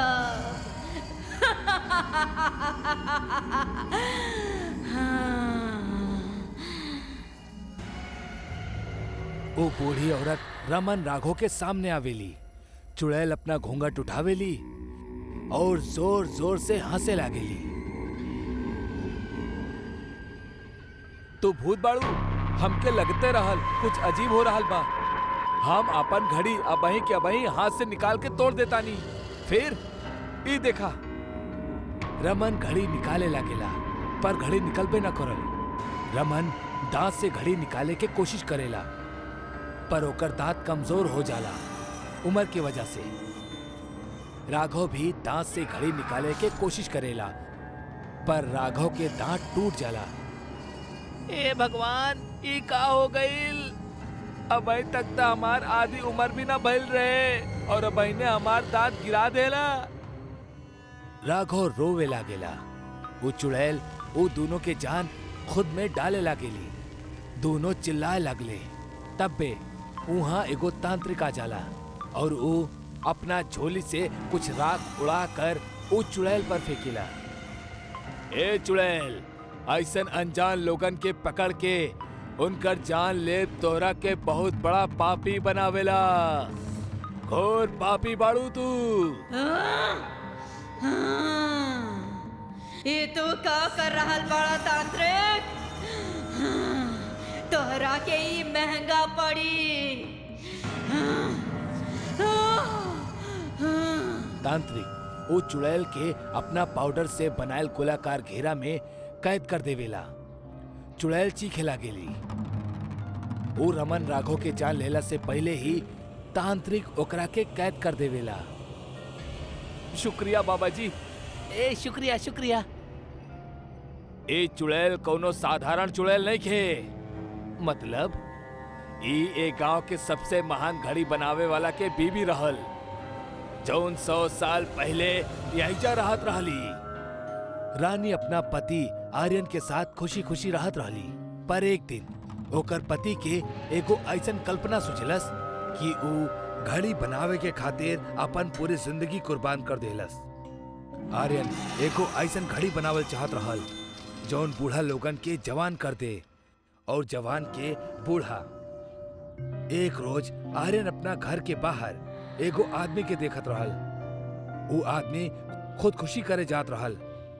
आर्यन के घर के बाहर गाड़ी आवेला बहुत तेजी से और वो आदमी के ऊपर से जाए वाला ही रहल कि आर्यन चिल्लाला, अरे भाई, तोरा के खुदकुशी करे के बा तो अपना घर में जाके फांसी लगा ला। जिंदा खुश ना बड़ा का? अरे साहब, आपके का बताई, पगार मिलत नहीं के समय पे और काम करे जाके पड़ेला। अब भाई हमार शादी तय भइल बा, हम का खुश रखब अपना बीवी के। हमार हालत ही ऐसन हा। माँ और बाबूजी भी मर गए कुछ साल पहले ही। हम का करी जिंदा रह के? का तोरा के बूढ़ा होके मरल अच्छा लगी? हाँ जरूर। ठीक बा, ये घड़ी पहन ला और कुछ देर के खातिर सुत जा। आदमी सो जाला और उठ के देखेला तब वो बूढ़ा हो चुकल रहल। तू ई का कइला? हमरा के खुद के ऐसे ना देखे के बा। तू ही तो कहले रहला कि तोके ऐसे ही रहे के बा। हम खुदकुशी करे के चाहता नहीं। अब ऐसे जिंदा ना रहे के बा हमके, और तुहार बीबी और तू भी खुश ना रह पैबा कब्बो। वो आदमी के श्राप आर्यन और ओकर बीवी रानी के लग जाला, और वो दोनों कब्बो साथ ना रह पौले। ऊ माना एक दूसरा से कहीं दूर चल गए रहले, और आज वो दिन हाँ जब वो हादसा भइल रहे। अब हम का कर सकेनी बाबा जी? तोहके तोहार जवानी वापस मिल सकेला अगर तू वो घड़ी हाथ से निकाल दा। अगर तोहरा के ओकरा खातिर अपना हाथ काटे के पड़े त काट दा, और कोनो चारा ना बा तोहरा पास। जल्दी करा, वरना तू और बूढ़ा हो गईला तो मर भी सकेला। राघव और रमन इस सुन के और भी डर जाले। रमन अपना हाथ काटे के खातिर कहेला राघव के। राघव रमन के हाथ काटेला, और जैसे ही हाथ कट जाला वो घड़ी हाथ से उतर जाली। राघव भी रमन के अपन हाथ काटे के खातिर कहेला। रमन अपना एक हाथ से रमन के हाथ काटेला, और ओकर भी घड़ी हाथ से निकल जाली। दोनों के शरीर से खून बहे लागेला, और तांत्रिक वो दोनों के हाथ पे एगो पट्टी लगा देहलस, जिससे खून निकला बंद हो जाला। दोनों के जान बचावे के खातिर उनके ई सब करे के पड़ल। तांत्रिक वो घड़ी के लेके जला देवेला, और जैसे ही घड़ी जले लागेला चुड़ैल के शरीर में भी आग लगल शुरू हो जाला। आखिर चुड़ैल के आत्मा के भी इस समय शांति मिलत रहल। हम तोहरा के तोहार हाथ फेर से वापस देतानी। शुक्रिया, हमरा के मुक्ति देवे खातिर शुक्रिया। चुड़ैल हवा में गायब हो जाली।